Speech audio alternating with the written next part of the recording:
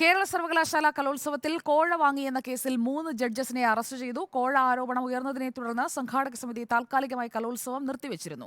അതേസമയം പരാതി കെട്ടിച്ചമച്ചതാണെന്നും കൈക്കൂലി വാങ്ങിയിട്ടില്ലെന്നും പിടിയിലായവർ പറഞ്ഞു. കോളേജിന് പ്രൈസ് വന്നു പറഞ്ഞാണ് ഒരു തെളിവില്ല. ആക്ച്വലി മാർഗം കളിക്കാണ്. ഞാൻ മാർഗം കളിയായിട്ട് യാതൊരു ബന്ധവുമില്ല.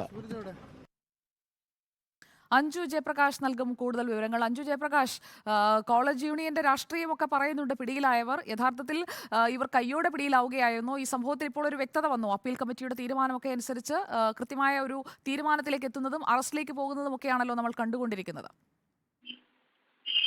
സുജയ, ഈ സർവകലാശാല യൂണിയന്റെയും ഒപ്പം തന്നെ വിദ്യാർത്ഥികളും നൽകിയ പരാതിയുടെ അടിസ്ഥാനത്തിലായിരുന്നു പോലീസിന്റെ ഈ ഇടപെടൽ ഉണ്ടായിട്ടുള്ളത്. പ്രധാനമായും ഈ യുവജനോത്സവത്തിൽ കോഴ ആരോപണത്തെ തുടർന്ന് 3 പേരെയാണ് തിരുവനന്തപുരം കന്റോൺമെന്റ് പോലീസ് കസ്റ്റഡിയിലെടുത്തിട്ടുള്ളത്. അതിൽ ഒന്ന് പരിശീലകനായിട്ടുള്ള ജോമറ്റാണ്, മറ്റൊന്ന് ഷാജി, മറ്റൊന്ന് സിബിൻ എന്നിവരെയാണ് കന്റോൺമെന്റ് പോലീസ് അറസ്റ്റ് ചെയ്തത്. ഈ ഷാജിയും സിബിനും തമ്മിലുള്ള വാട്സപ്പ് ചാറ്റ് വിവരങ്ങളടക്കം റിപ്പോർട്ടറിന് ലഭിച്ചിട്ടുണ്ട്. ഈ നേരത്തെ, അതായത് പോലീസിന് ഉൾപ്പെടെ ആ വിവരങ്ങൾ ഉൾപ്പെടെ ഈ സംഘാടക സമിതി അംഗങ്ങൾ കൈമാറിയിട്ടുമുണ്ടെന്നാണ് അറിയാൻ സാധിക്കുന്നത്. ഇവരെ യൂണിവേഴ്സിറ്റി എംപ്ലോയീസ് യൂണിയൻ ഹാളിൽ ഈ സംഭവത്തിന് ശേഷം SFI അംഗങ്ങൾ തടഞ്ഞു വെച്ചിട്ടുണ്ടായിരുന്നു. അവിടെ നിന്നാണ് പോലീസ് ഉച്ചയോടുകൂടി കസ്റ്റഡിയിലെടുക്കുന്ന സാഹചര്യം ഉണ്ടായത്.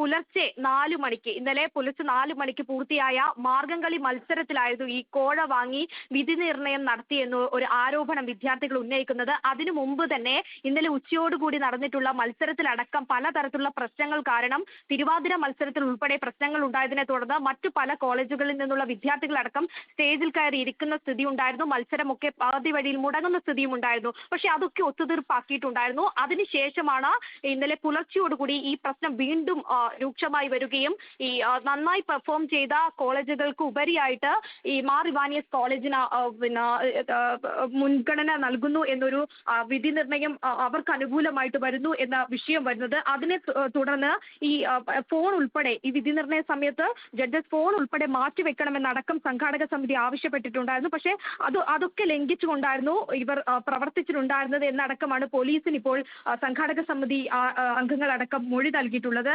എന്നാൽ വിഷയം ശ്രദ്ധയിൽപ്പെട്ടിട്ടില്ലെന്നും അന്വേഷിക്കാമെന്നുമാണ് മന്ത്രി ആർ ബിന്ദു ഉൾപ്പെടെ പ്രതികരിച്ചിട്ടുണ്ടായിരുന്നത്. എന്തായാലും ഈ കോഴ ആരോപണത്തെ തുടർന്ന് താൽക്കാലികമായിട്ട് നിർത്തിവെച്ചിട്ടുള്ള ഈ കലോത്സവം അല്പസമയം മുമ്പ് പുനരാരംഭിച്ചിട്ടുണ്ട് എന്നാണ് അറിയാൻ സാധിച്ചിട്ടുള്ളത്.